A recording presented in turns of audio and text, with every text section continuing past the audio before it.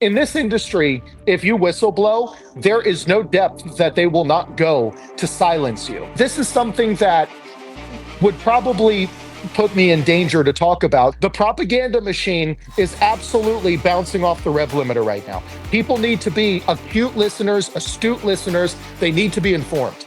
These companies brag about how they're monopolizing your data, bundling it, and selling it to data firms. All the most profitable companies in the world. They're all trying to become tech, data, and software companies. These companies, the moment the numbers go red, they go to Congress and say, please give us cash for clunkers. Please give us a bailout. Please make the American taxpayers save us. There's no bigger welfare queen than a Fortune 100 business.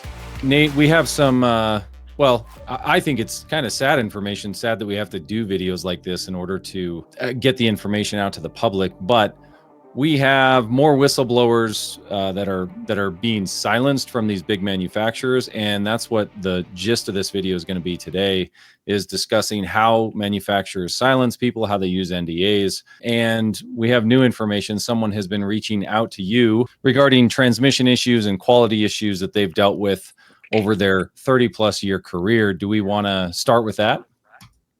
Yeah, well, I'm happy to. So it seems like some of these manufacturers are pulling some age-old tricks to bully and threaten and abuse their current and historical staff into not being open about things that are taking place in the automotive industry today. I am not bound by the same non-disclosure agreements that engineers at the factory are. So I would like to spill as many secrets about this topic as possible. And yeah, I'm very happy to tell everything I know. I hope they're frustrated about it. Specifically, this person that came forward to you, he's worked on transmissions for a large manufacturer. He essentially was trying to make the product better for consumers and was let go. That's the gist of this story. Was his focus was on quality and trying to make something more reliable, and he was fired. Do we want to kind of discuss that and maybe the timeline there and how they even go after your social media profiles, everything you're posting, all that good stuff? Yeah. So this engineer who is now working at a different auto company, who I would argue is not significantly better, they used to work at one of the major American manufacturers. I'm not going to name who. They expressed a lot of trust in us. So in respect of that trust, I'm going to hide their identity. But if anybody who is willing to be public about this information wants to reach out to, I assume you, but they can also reach out to my staff. And I think we're going to start documenting this stuff. And I think we're going to start making some sort of media about this topic on our channel. This engineer was removed by force from the company after they had become concerned about there are multiple ways to fix the transmission that they were assigned to work on. And when they tried to communicate this to people, not just the public, they actually didn't do much with the public. They tried to communicate this to technicians for this manufacturer. And when they were honest about these things, they were pressured to be quiet about it. They were told not to talk about these problems and that they should, quote, this is exactly how it was worded to them, overlook some of these problems and just get people on the road. This is important because, A, they took somebody's income away for trying to do their job, or what is supposedly their job, and design reliable parts that people can trust. But B, it's important because this person, once again, like engineers we've seen in the past from the OEMs, felt like they needed to hide their identity just to tell us the things that they see taking place at their own employer. That's pretty disgusting, and it gives credit to what I've said in the past. And I want everybody to know that these companies operate like cartels. They operate like cults. If you say something negative about them, you're ostracized, you're ousted, you're no longer welcome at the lunch table. And the more honest you are, the more discredited you become. And I've said this in the past, and I say it now, and it's only getting worse. There's a reason that engineers at OEMs don't come out and say things like this, And it's because they get financially mutilated in the court system. They get bludgeoned with so much financial discovery, so many subpoenas, so many demands that they just can't keep up. And the average person cannot financially support that. So I am not bound by any of these non-disclosure agreements from these major manufacturers. And as an insider myself who designs car parts for a living, I would be very interested in sharing the secrets I know. And I'm going to drop some bombshells today. I'm going to make sure everybody knows what I know. It's becoming very sickening. This is worse than I thought it was, and I already thought it was terrible. And I'd like everyone to know what's going on in this industry. So I'm going to make sure I communicate that to everybody today. Yeah, and we've had this person reached out directly to Nate. If you do want your story to get out, if you're a former employee or you think that you can share something, we will do our best to hide your identity and make it to where these manufacturers cannot come after you. Just email cars@thecarguyonline.com. You can email Nate directly as well. But that's really the best way to get a hold or to start the conversation. We'll see if if these manufacturers try to honeypot us in some way. But we try to verify also that everything is legit. So this person sent us photos that we really can't share because there's faces in the photos.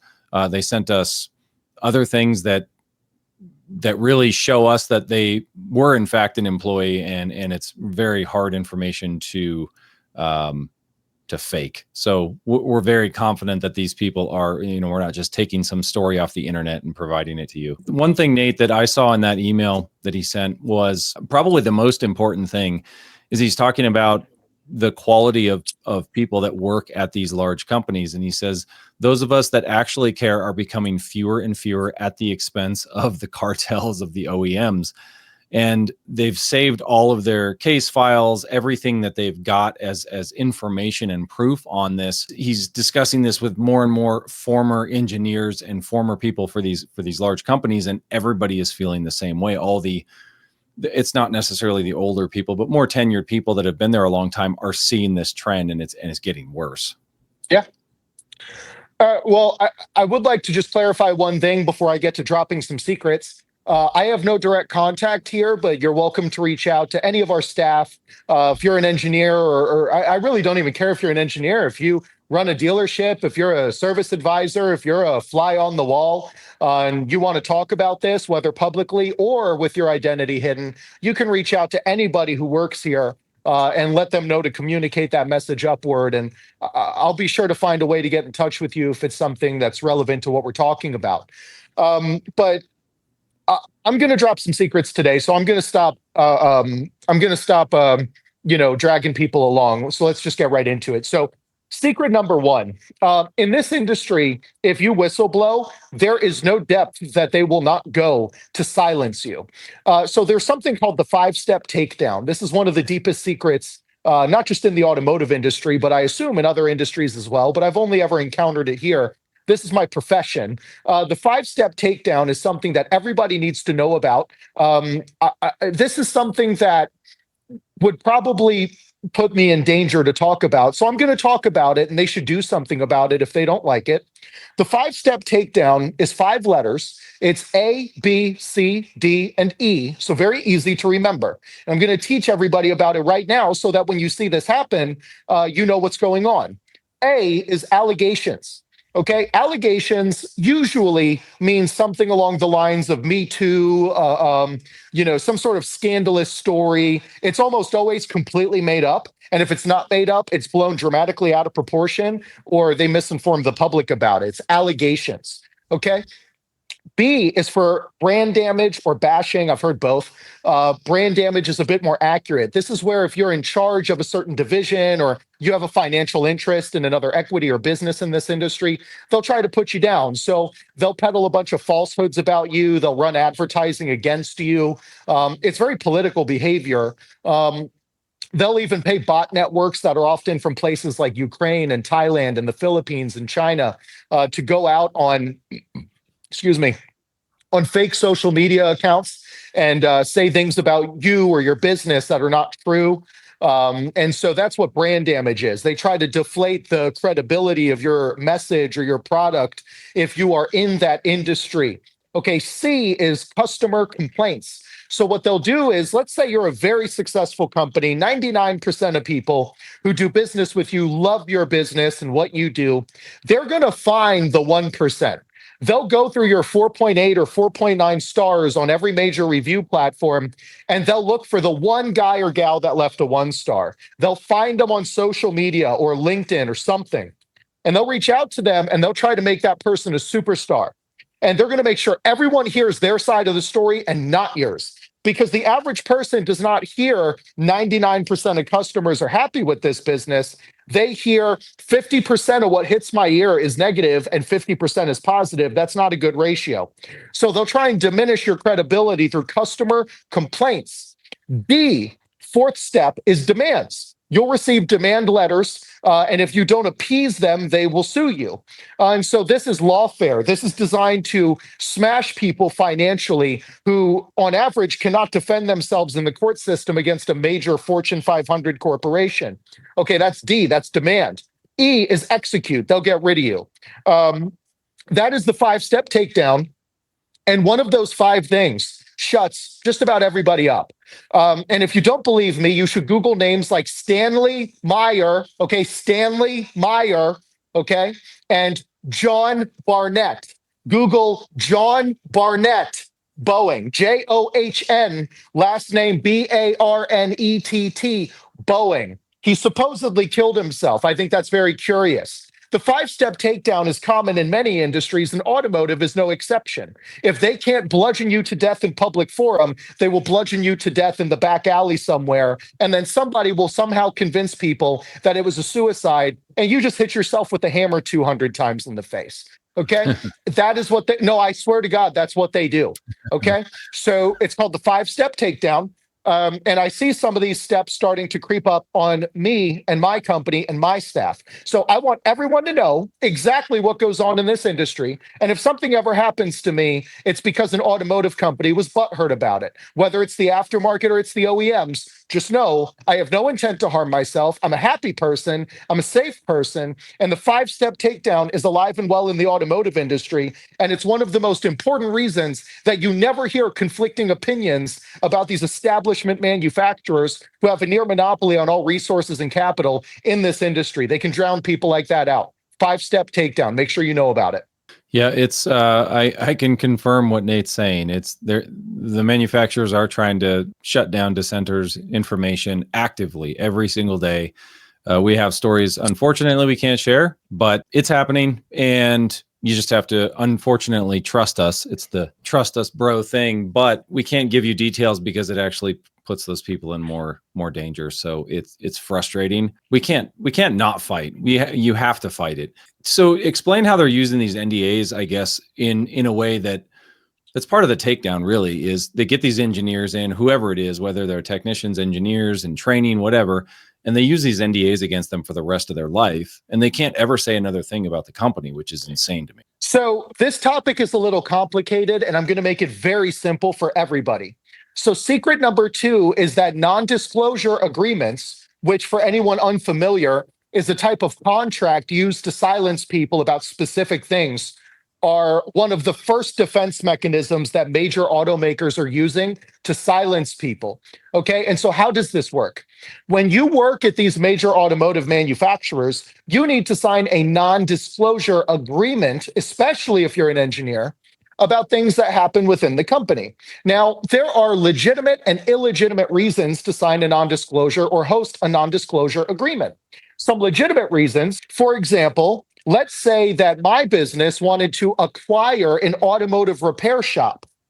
Well, I might have a non-disclosure agreement that the person who we buy the shop from cannot just automatically go out and consult for a competitor across the street. There's a certain period of time before they could do that.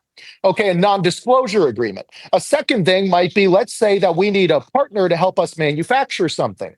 Maybe they need to manufacture it in a way that we can't in-house. And we want to share a design with them that we don't want them to go share with everybody else. We might make them sign a non-disclosure agreement so that they can't take our design and go sell it to other people without our permission. Those are legitimate uses for a non-disclosure agreement. Manufacturers would tell you that this is how they're using non-disclosure agreements. That is a lie. It is not true. The way that they're using non-disclosure agreements is not only that, but what they are doing is these non-disclosure agreements prohibit essentially any conversation about these topics indefinitely that is not approved explicitly by the manufacturer. What does that mean? That means that if you're an engineer and you come out about engineering malpractice at these major automakers at any point in your life, 30, 40, 50 years later, you can be financially destroyed. And everything you own can be taken from you. And the worst part is that it is legal because you signed the contract. And the average person is not an expert in contract law. In fact, a lot of engineers who are offered jobs at these big design firms and manufacturers think that this is a life-changing experience. I can't tell you how many engineers are like, oh my God, I get to go be an engineer at Pininfarina or Toyota or whoever have, or BMW. And I'm just naming random names. I'm not saying that they participate in this behavior, in my opinion, but I'm giving you an example. Some people are so excited by the opportunity that they think the only way to get in is to sign the contract, which it is. And so as a function of that, they sign these contracts. These are not lawyers, they're engineers. They're not dumb people, but they definitely don't know contract law. So they sign these non-disclosure agreements in good faith. And then what they discover is that at a later date, when they know where all the bodies are buried in that industry, they can no longer be open about it without being exposed to dramatic, permanent, and total destruction of their life financially and professionally. That's how non-disclosure agreements are used to abuse other engineers. I own my own design firm. I am in the aftermarket. I don't have any non-disclosures that can be held against me. That can't happen. That's part of the reason I'm willing to be so open about these things, and I don't care what happens to me, is because you can't really do anything about it. And I know that manufacturers watch these videos, and some of them, who I really wish I could name, get really upset about it, and then they call in here and try to schmooze my staff into communicating veiled threats to me about how something bad might happen to me, or, I might end up in court or something. I don't care. We have access to what are called anti-slap protections. Anti-slap protections are protections that protect the little guy. They're basically David and Goliath laws for defamation lawsuits. This is important because it prevents large companies from suing, smaller businesses into oblivion for so-called defamation frivolously. You can't just sue somebody because they said something you don't like. Those anti-slap protections increase the burden of evidence for the people bringing the lawsuit so that they have to demonstrate that you intended to defame them with malicious intent. And that's an extremely difficult thing to communicate. These David and Goliath laws or anti-slap laws allow me to defend myself in court and them have to pay my legal fees. So I really don't care what happens to me. You can sue me. I understand that some of these big firms got lawyers. I'm a fortunate person. I own a big firm. We might not be a Fortune 500 company, but I'm very fortunate. I got my lawyers. I'm not worried about it because you will pay for them. What do you think is going to happen to, it's hard to get people, if you're watching this video, it's hard. You're probably thinking, if it's a whistleblower or someone, they're thinking, gosh, I'm not going to come forward if this is what they're going to drag me through. How do we convince people to keep coming forward? Because I think it's like, if we can get enough people to come forward, tell the truth, it's not like the Me Too movement, but I just want the truth out. I just want everybody to understand what's really going on. And if there's enough people, it's going to be like whack-a-mole. They're not going to be able to stop it. They can't sue thousands of people for breach of contract without miring their own legal divisions and paperwork. So if a critical mass of people were to violate their NDAs at the same time, I don't think they could do anything about it. That is technically illegal. I'm not advocating for breaking the law. But if you people want to go out there, okay, if a huge group of people want to organize and blow whistle, the reality is that whistleblower protection is becoming a very big thing day by day. And social media is a big reason behind that. Now, what I tell people is that if you really don't want your face in public, my face is already in public. I'm a professional mirror breaker and camera breaker. You really want someone to tell your story, communicate it to me, or to my staff.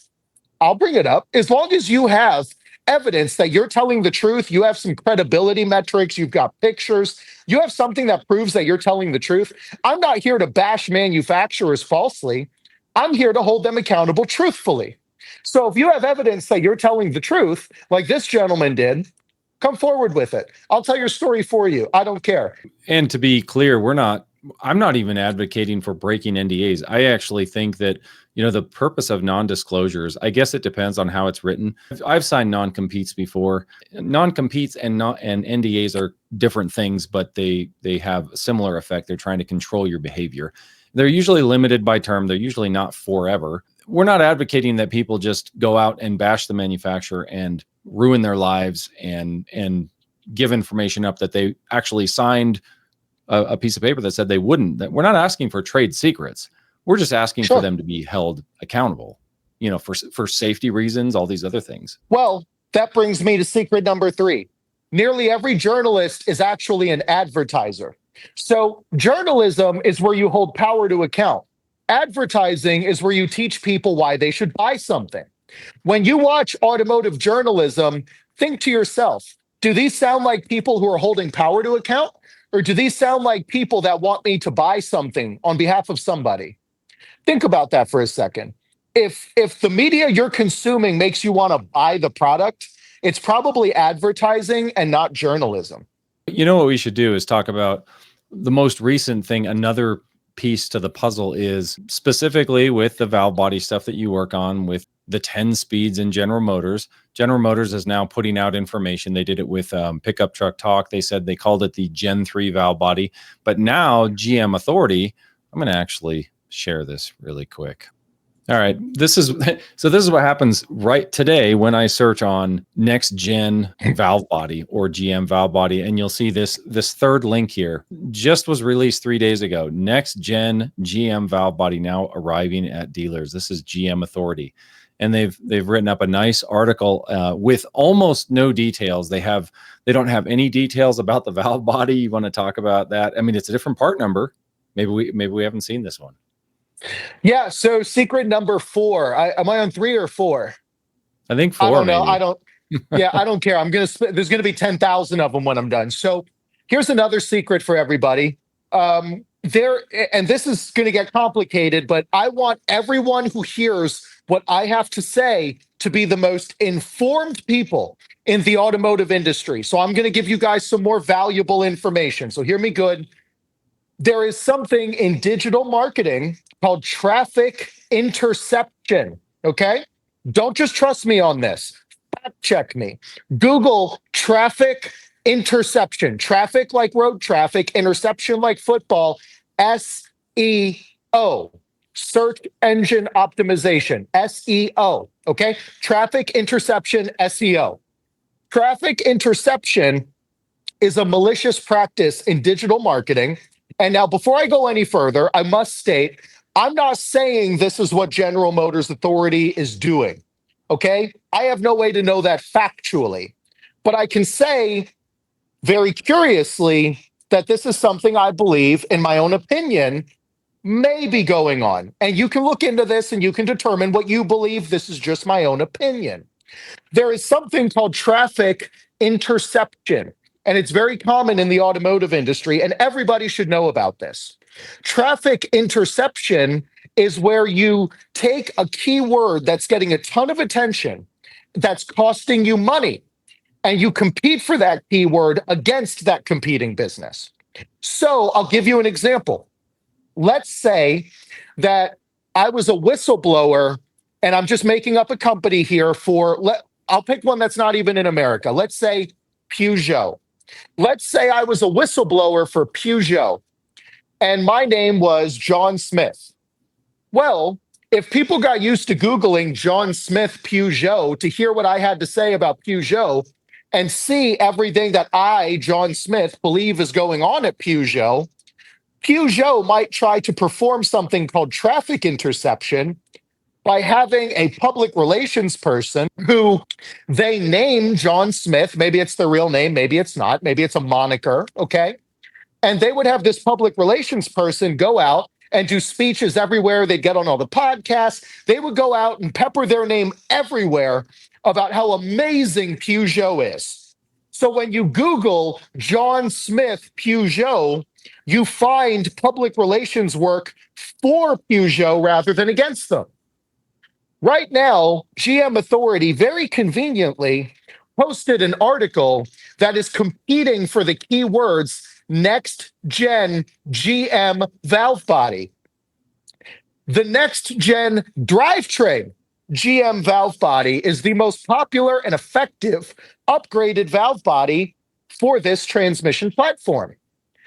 Up until this point, they were using words like revised or updated or now available. Now I see the jargon NextGen GM valve body everywhere. And when you find articles like this, what are they convincing you to do? They're convincing you to wait for the dealership, maybe 6 months from now, to get you a valve body that's bone stock, that is going to do the same thing, in my opinion, and not spend your money elsewhere and not ask the GM franchise to buy the upgraded next-gen parts that are proven to fix their problems by misinforming you to wait for one of their valve bodies. Because our name is kind of generic, they can say, no, I'm talking about the next gen of our General Motors valve bodies. Next gen drivetrain, who's that? You're acting like we buy parts from next gen drivetrain and ship them to companies like, I don't know, Sangster Motors, who sells tons of General Motors vehicles. How curious. So I'm not saying that's what's going on here. I'm saying, how do we know it's not? I don't know. I'm pretty curious myself. Just my own opinion. Yeah, I find this extremely odd. You know, if they were going to do this, I would agree with you. They would say something like new valve body or next generation valve body. The fact that they chose next gen, an abbreviated version of that, and then it's ranking up pretty good because GM Authority is a very large site. They do have a part number in here, 240-71206. Is that even newer than what Tim posted in that last video we did, or is that the same one? No, 2407-1206 is the most current part number for the electronic park system valve body used in the 10L60 through 90. It's the exact same thing we already covered. And they also said in this article that, I believe at the bottom, let's make sure I'm being accurate. I want to be accurate. I believe they say something along the lines of how there was a bolt that was changed or eliminated. And that hints, yeah. Yeah, he says, while it remains unclear, I love this. While it remains unclear whether this new GM valve body is officially a second or third generation design, it does feature different bolts than its predecessor, suggesting significant internal changes. The bolts were just one-time use bolts. They weren't different locations or anything, right? I mean, it can't be. It's bolting to the transmission. Yeah, so the holes in the case are not going anywhere. So let's think about this for a second. This valve body has different bolts. So that likely means that there were significant changes made internally. What the hell is that supposed to mean? So if I take one of our upgraded transmissions that we manufacture at my factory right now, and we change the bolts, that a reasonable person would think that they've been dramatically re-engineered inside? That doesn't make sense. So look, I'm not calling this propaganda because I don't know. But here's what I will say. I'm trying to think of something that is not going to get your video age restricted. Look, let me just put it this way. The propaganda machine is redlining in the automotive industry right now, and everyone needs to know what it looks like and what it sounds like. I want everybody to be an informed and educated customer. And if that means that you don't buy a vehicle that then leads you to getting stuff from us and we make less money because we were honest, that is completely fine. I'm trying to educate people, and I don't care what happens to my business or me. I care what happens to the public. There is nothing I care about more than my staff and my customers. And that's why I grow more frustrated each day in this industry. The propaganda machine is absolutely bouncing off the rev limiter right now. People need to be acute listeners, astute listeners. They need to be informed. The kit includes one-time use bolts that must be installed in specific locations. So are they moving from non-one-time use bolts to one-time use bolts? And are those cheaper or more expensive to manufacture? Man, I see, here's the issue. So one-time use bolts can be aluminum or steel. When you hear the phrase one-time use bolts, usually you're referring to something that is what's called torque to angle or torque to yield. So Yep. like a lot of head gaskets, for example, are sealed by using what are called torque to angle bolts. So what happens is you get them bottomed out, and then you would use an angle torque wrench to move them maybe 15 degrees or 35 degrees or whatever the specification is. That's what they're talking about when they talk about a single use bolt. To be honest, we have never torque to angled any bolt in any transmission that we have ever manufactured here for this platform. You don't need to do that. If somebody told you you do, it's fake news. We have several hundred transmissions out there, and we have never experienced an issue as a function of not torque to angling bolts. We just use steel hardware. I mean, so much. I want to call it misinformation, and I really want to call it something more colorful than that. But once again, on information and belief, and in my own opinion, that's ridiculous. It's BS, and it's not true, in my opinion. Okay, so here's another secret everybody should know about. Google dead internet theory. It's not a theory, but it's called a theory. Google dead internet theory. So more than half of traffic on the internet is now bots. It's not humans anymore. More than half of the people sharing cyberspace with you are not people, they're robots. Okay, I'm not saying those are the individuals commenting here. I don't know that. What I can say is that the automotive industry is currently using bots to peddle misinformation to people. I'm not singling anybody out. Virtually everyone is doing this. This is a big problem in the automotive industry. A huge portion of people you see speaking are not legitimate accounts, and they're learning using large language models to become as human as possible. And a lot of them, it's really hard to tell. You'd be astounded how many people you talk to that are actually bots. If you've ever had a conversation with ChatGPT, then you know that these things are pretty much human-like. And you can even program them to have certain spelling errors, certain linguistic patterns. They can have certain accents in the way they type and speak. It's really insane. But here's what I'm curious about. I wonder if this is public information. Who owns gmauthority.com? Who owns that domain? Yeah, we could try to find out. Let's see. I'm curious. And I would like to know, if it's not General Motors, is there a financial relationship between GM Authority and General Motors? I'm curious. Owned by Motrolix LLC. Alex Luft is the founder. GM Authority is an independent site and is not owned, operated, or endorsed by General Motors. Not endorsed. So they've never gotten a penny from GM. Okay, Yeah. You want to know something? How many influencers have we seen now? I didn't get a check from General Motors. They just fly me out on vacation and give me foie gras and limousines, you know? Yeah. So Yeah, I'm not saying, yeah. That's the big thing with social media and influencers, is that you don't have to have a direct payment anymore. It's all the other fluff. Or we'll give you press vehicles, or we'll give you whatever it is. That's what makes these YouTube channels tick. And if they're going to give you exclusive access that no one else has, that's a form of payment. We've had people on here previously that have been attacked by big manufacturers and legal teams coming after them. It's happening. We kind of talked about that earlier. There was something else in this email thread, the sequence that he sent you. That they were watching people. No, here's what it was. That they were watching people live as they drive their car and monitoring everything they do to train the Super Cruise system. That's what they told us. Yeah. Which I said was happening in my belief. And people were like, Nate, you're crazy.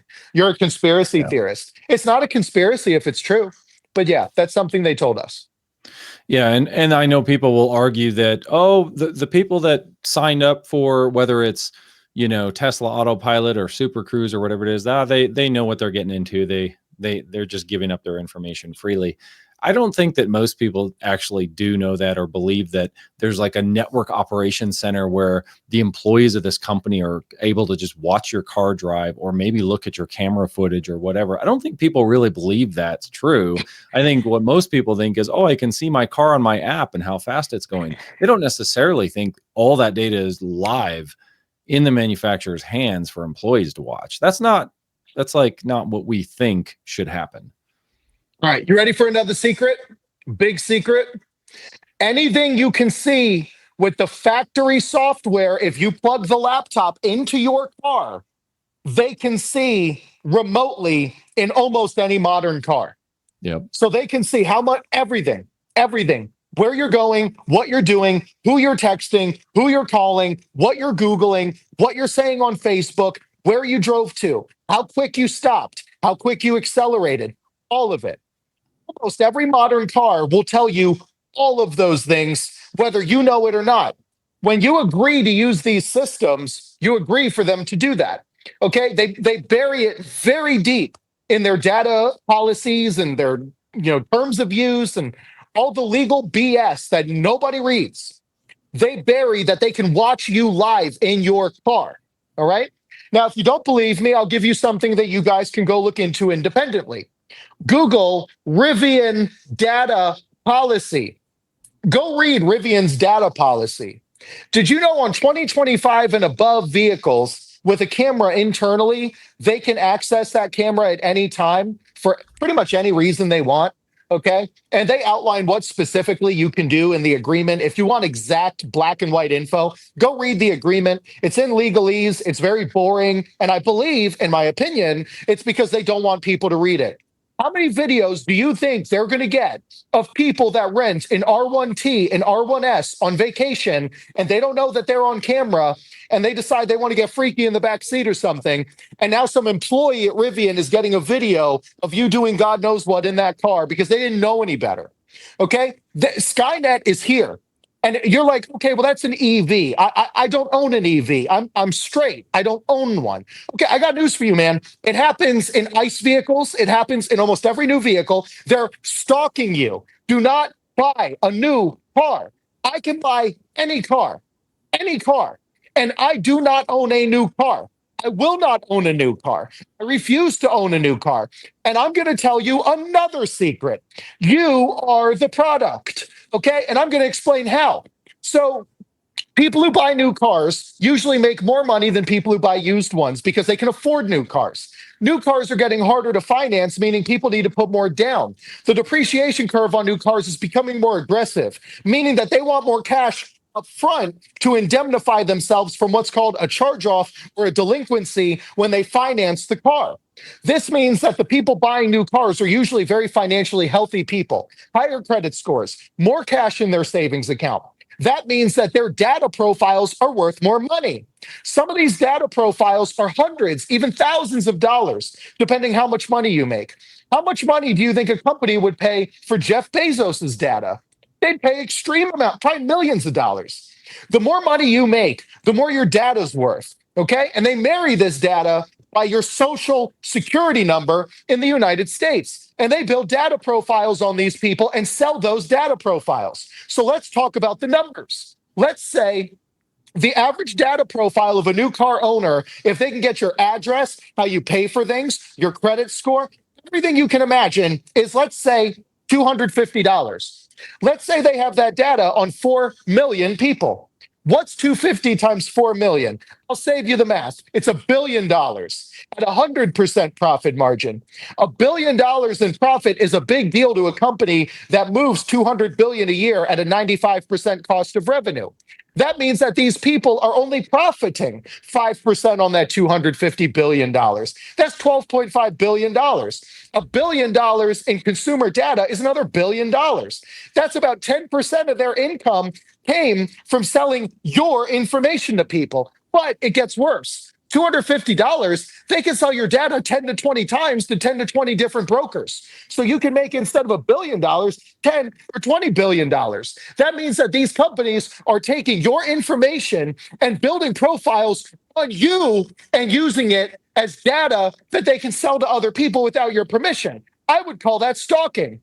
That is one of the most profitable ways that auto manufacturers are turning you into a product in 2025. And people might be like, Nate, why are you so mad? Because we're getting gang stalked by Fortune 500 companies. And if you talk about it, they try to 5-step takedown you. They'll destroy you. These companies are stalking you. Don't buy a new car. I receive threats regularly at great cost to my safety and privacy. I have been public about what I, as an automotive engineer, know about this industry. They're stalking you. Don't buy a new car. Yeah, and they will say it's for continuous improvement and all these other things. If that was true, then you shouldn't need accounts to sign up for whatever you're clicking agree on your screen, and you shouldn't have to be features shouldn't be blocked or behind a gate. That's how they do it. They'll say, well, you can do all these things in your new car, but only if you click agree, only if you sign up. So then they take all those features away that you bought the new car for until you sign up for the service, and then all your data goes up to the cloud. In 2025, they projected $4 billion in revenue just for, I think, General Motors in Super Cruise and OnStar and all those things. $4 billion. And in like 10 or 15 years, they're hoping for like 20, $30 billion in revenue in subscription services. They're going to do things like, oh, you bought a car. In order to turn the heated seats on, you actually have to pay a subscription fee for that. That's where this is going. It's getting crazy. You can't just buy the car anymore and it's yours. It is, it's just this, it's like our operating systems now. Right? You're renting the operating system and they're tracking you with telemetry data. It's crazy. You ready for another secret? Oh, yeah. All right, here's one. So automotive companies don't make money. There's no money in it. Unionization was the final straw for American car companies to make money. And I'm not bashing unions, okay? I think collective bargaining is an important thing people should have the right to do. Ethically, I support unions. On the flip side, unions have been used to corrupt many of these organizations as well. Those two things are true at the same time. Collective bargaining gives rights and freedom to workers.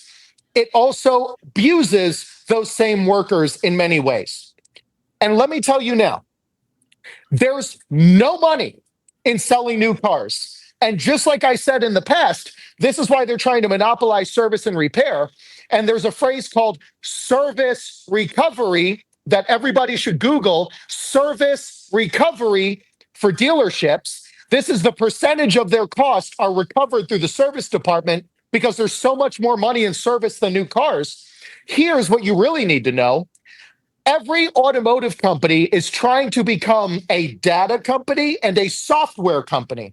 And if you do not believe me, listen to any earnings call for any major manufacturer. If you want to hear how these manufacturers talk to their real customers, listen to an earnings call. They're conversations for the shareholders, and they don't get a lot of attention. People don't really listen to them. If you want to hear how these OEMs treat their real customers, the shareholders, you need to listen to this. These companies brag about how they're monopolizing your data, bundling it and selling it to data firms. You know, a lot of the reason people get these crazy spam calls all day, crazy emails, all of these, we're calling you about your extended warranty for your car. We're calling you about your student loan debt. I don't have student loan debt, okay? Do you know where a lot of this comes from? It's not just the automotive industry, but it is partly the automotive industry because there's more money in software and data.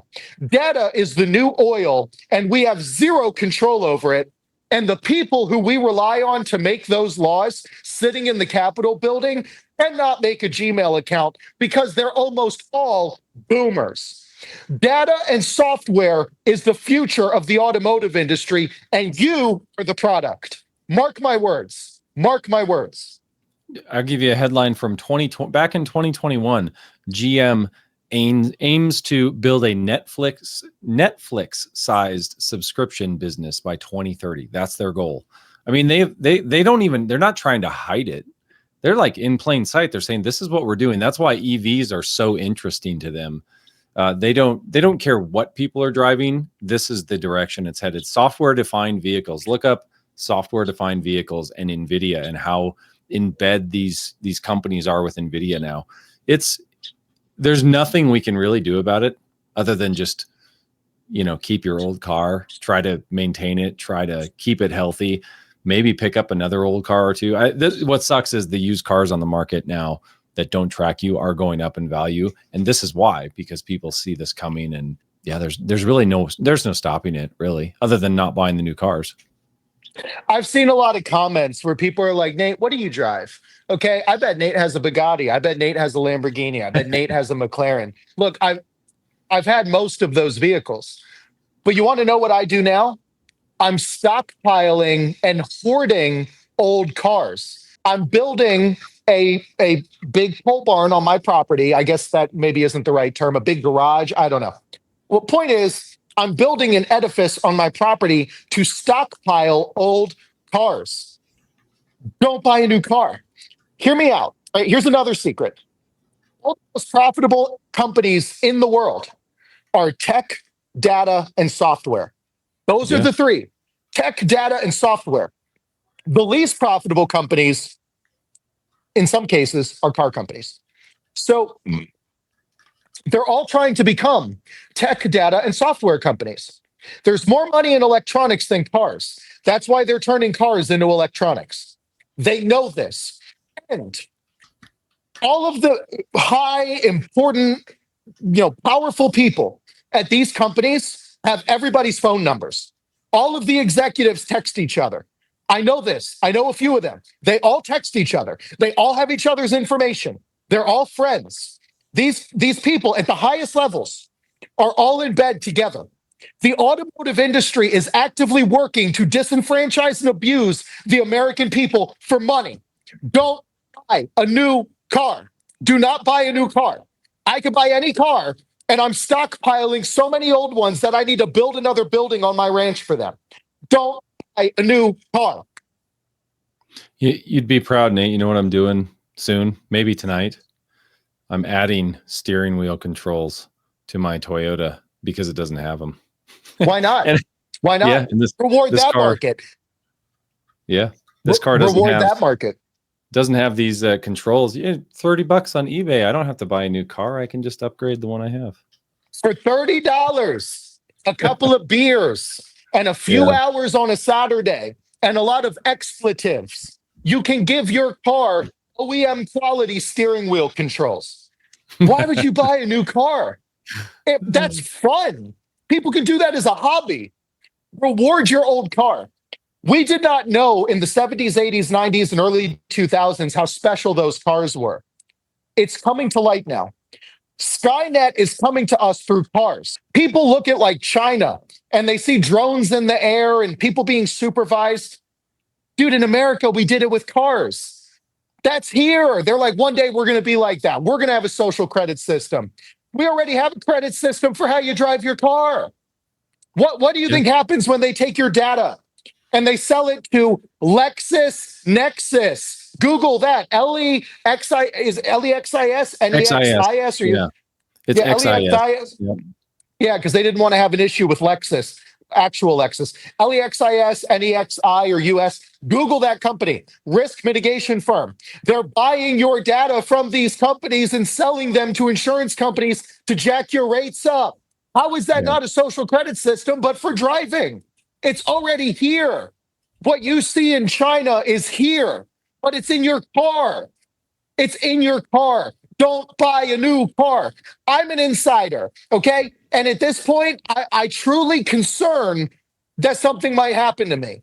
Well, I'm telling you, I need everybody to know these things because I don't know what the future holds for me or my business or anybody else. Don't buy a new car.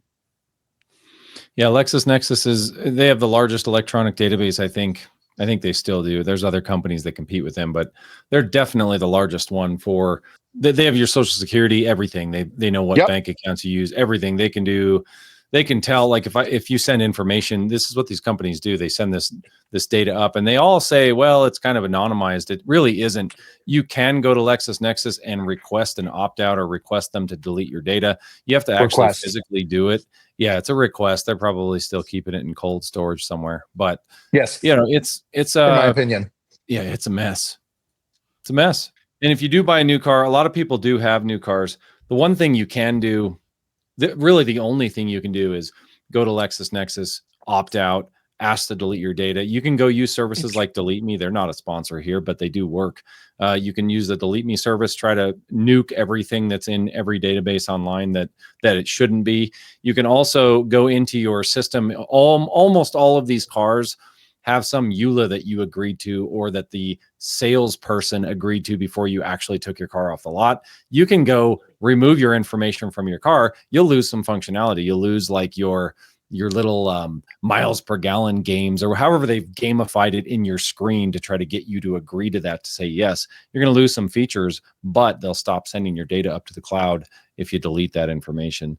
You're still being tracked. They still send everything over LTE, even if you don't use your ID, but at least it'll be slightly more anonymous than putting your information in and having a direct link to it. It's pretty sad. So I'm going to reference Rivian again. If you read Rivian's data disclosure, they tell you that some of the information is collected through false names to protect your identity. How can that possibly exist? Think about this for a second. They're collecting your data through a car where they own the infrastructure, they own the network. Okay? They're collecting the data from your vehicle that you purchased from them that they manufactured. How can that car not have a MAC or IP address of some sort? They know where the car came from. They know who bought the car. They know the VIN to the car. They know who purchased the car. They know the social of who purchased the car if you finance through them or anything like that. So now, you want me to believe you have all of my information, but you changed the name on the way to you? It doesn't mean anything. You already know her name. And then I saw the CEO, I believe that's his title.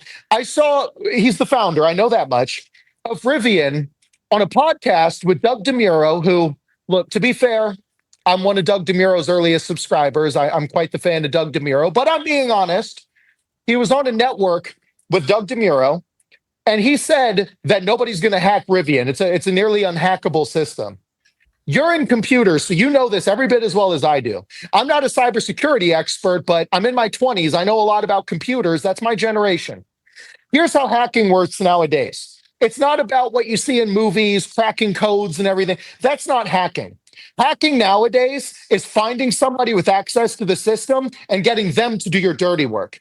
If the right person can access the system, the wrong person can access the system. All you need to do to hack any cell phone is know their passcode.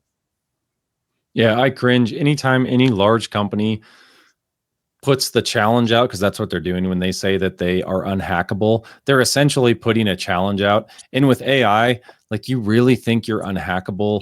AI is going to come up with ways to hack human computer design systems, the security infrastructures that we didn't think of, just the way they came up with different ways to play the game Go and beat every human that's ever played Go. They're going to come up with ways to hack any system. And I think it's interesting that people will just sit there and spout off on camera and say, oh, we're unhackable. I get that they're just trying to sell their services, their company, and they probably don't care if they're hacked. But man, nothing like challenging the smartest people in the world to breach you. They don't need to breach you. They need to find somebody high up at Rivian and send them a lot of Litecoin, Ethereum, or Bitcoin to go move to Ibiza and disappear for the rest of eternity in exchange for everything in that system.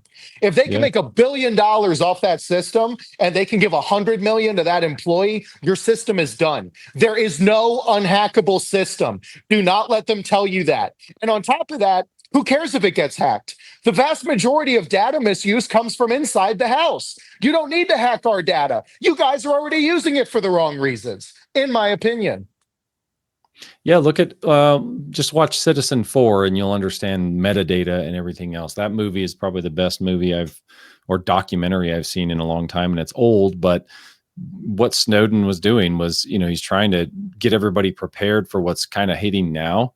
And he was kind of warning everybody like, hey, everybody's building all these data centers to track us, to keep all this metadata around who you talk to, when you talk to them. And maybe they don't use it today. Maybe they're not going to identify who you are today, but the social credit system is real. It's there. It's like this thing in the shadows right now. And probably the only company I've ever seen fight it, ironically, was Apple. This is my opinion of how you can find out if a service is actually probably tracking you and probably using cloud data, your data, along with other people's data to get better. Look at how much better something like a Google Android system, if you talk to the phone, it's incredible how natural language you could, even like 5 years ago, you could talk to the phone and have it would understand what you're saying and do it, or give you information on it, where an Apple phone was a little bit more dumb. You talk to the phone, you're like, why doesn't it understand what I'm trying to do? It's because they're not taking your data merged with everyone else's data in the cloud. So Apple's phone might be less useful in your hand than an Android phone, but Google's collecting everyone's data all the time, and that massive amount of data makes it a better experience for the person. And that's how they get everybody sold on this stuff, is they'll make it a better experience or more effective for you in person, like Google Maps versus Apple Maps.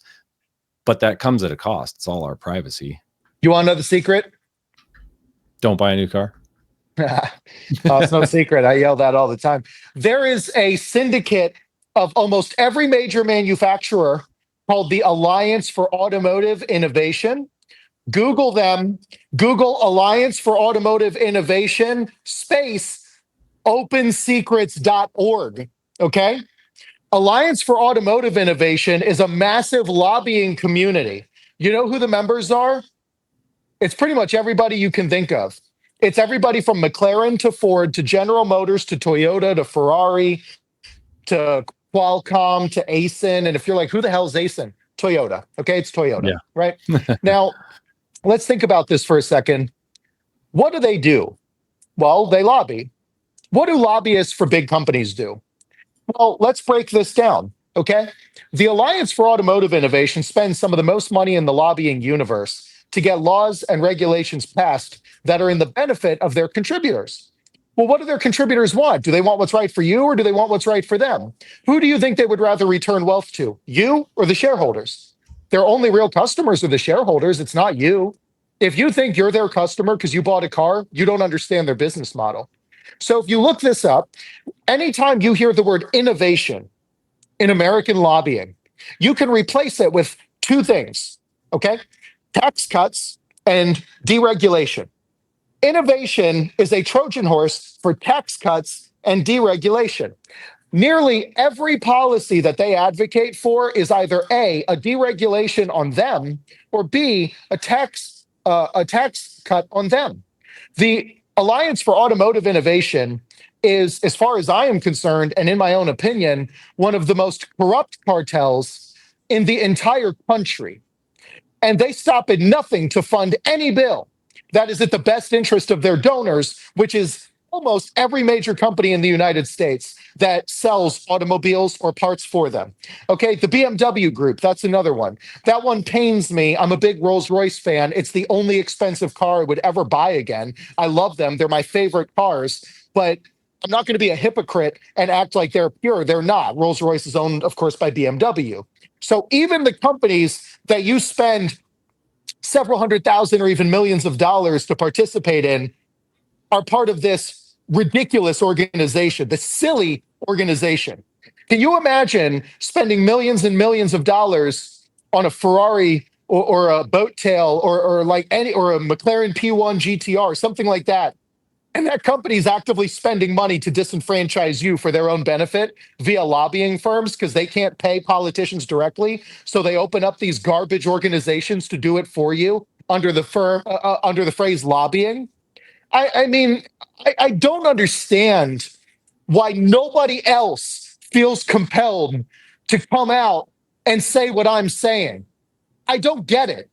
Like, what are you guys scared of? Are you scared that they're going to sue you? Are you scared that they're going to Me Too you? Are you scared that they're going to try and crush your business? Are you scared that they're going to try and kill you?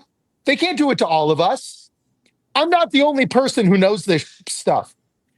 Almost everybody in this industry knows what I'm talking about, or at least some portion of what I'm talking about. But people are scared to say something because their income's going to disappear. A lot of them are employed by these companies. They're under NDAs. They're under these garbage contracts. Truly, if you are part of this industry and you're an insider like me, and you know about stuff like this, please come forward. And if you don't want to come forward, at least publicly, reach out to my staff and just talk to them about it. Anybody here can send these messages to me and get it up to me. If you're telling the truth and I believe it, I'll tell your story for you. Let me just put it this way for everybody watching this. If you knew what I knew, you'd be 10 times crazier than I am. It's sad. I think people want to believe that everybody has their best intentions, you know. Oh, it's just business. It's just business. And I've seen people in the comments talk about capitalism. Oh, capitalism is the problem. We've been so far from a true capitalistic society for a long time. I always hate seeing that when someone says, oh, it's capitalism's the problem. Like, no, if we had a true capitalistic society, many of these companies wouldn't have existed in 2008 and beyond. And we'd probably have 4 or 5 different companies that took their place. So I'm going to label this a secret too. I understand why people want to blame capitalism. I understand, but I feel differently, and I'll explain why. I respect that some people feel like it's capitalism, but let me explain why I believe it's not. When people say capitalism, they mean free markets. Free markets ultimately result in people monopolizing and consolidating resources. This is what antitrust laws are for. I think you should have the freedom to drive within reason anywhere you want. That doesn't mean you have the freedom to do it drunk at double the speed limit. You can have freedom without the ability to impinge on others. And antitrust violations are where your freedoms now take away from somebody else's freedoms. And antitrust law in the United States is a joke. There is none. Antitrust laws are basically anti-monopoly laws. These companies, the moment the numbers go red, they go to Congress and say, please give us cash for clunkers. Please give us a bailout. Please make the American taxpayers save us. I can't do that. And I own a pretty sizable firm. Mom and pop shops definitely can't do that. If you start losing money, can you just tell the government to give you free money? I mean, I understand there's systems like food stamps and stuff, but there's no bigger welfare queen than a Fortune 100 business. Anybody who has an issue with people that abuse handouts and subsidies should hate massive companies. The biggest welfare queens in the country are Fortune 100 companies. There's no antitrust laws here. If there were, they'd be enforced. I understand they exist on paper, but they don't exist in practice. These companies are here to abuse people. They are here for money. There are things called tort caps. Tort caps are limitations on the amount of money you can recover when a company harms you. This is why you see all these scams where companies are sued for some amount of money because they made billions of dollars abusing somebody and they walked away with a $50 million settlement. Well, you kept 99% of your spoils. If I stole $10,000 from a store and they said, hey, get back here, give us $1 and you can keep the rest, a lot of people would just keep stealing. Yeah. Those tort caps were imposed by the government. All of the mechanisms, such as a jury of your peers, that are available to destroy businesses that abuse people are hindered. You're not entitled to profits. If we had a real free market economy, there would have never been cash for clunkers. There would have never been buyouts, bailouts. They wouldn't exist. These companies know that they can't fail because you and me and the people viewing are going to pay their bills when they make the bad decisions. That's not a free economy. That is corruption of the highest order. In a free economy, they would have died in 2008. In a free economy, we wouldn't have just lost Pontiac, Saab, Hummer, Oldsmobile, and Saturn. We would have lost GM. There's no freedom if you and me are conscripted against our own will to pay their effing bills. That's not a free market. That is a corrupt market. If we had a free market, these people would have died, and companies that cared about you would have had the opportunity to absorb their market share. I understand why people want to blame capitalism, but their anger is misplaced, in my opinion. I'm an insider, and I don't get a penny to say that. Or a free vacation, or staying at the Ritz-Carlton, or limousine rides, or endorsements. Oh man, what a mess. It's sad. I hope people reach out. I hope there's more whistleblowers that come forward. You can send any information to cars@thecarguyonline.com. Reach out to NextGen.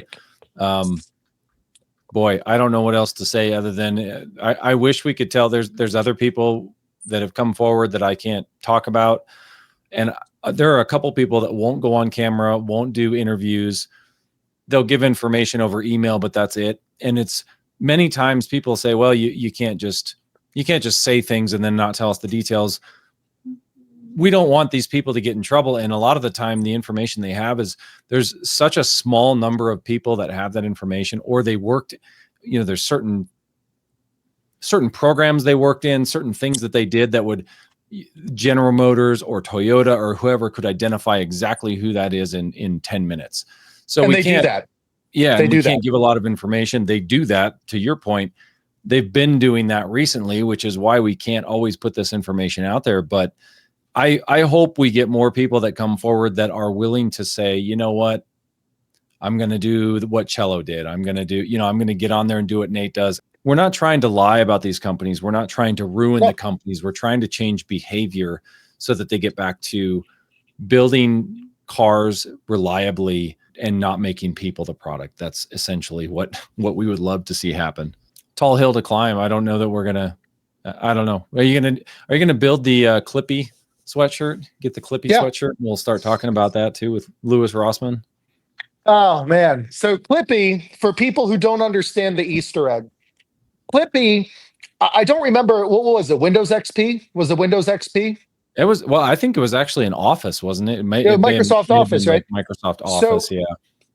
There is a mascot, I guess you could say.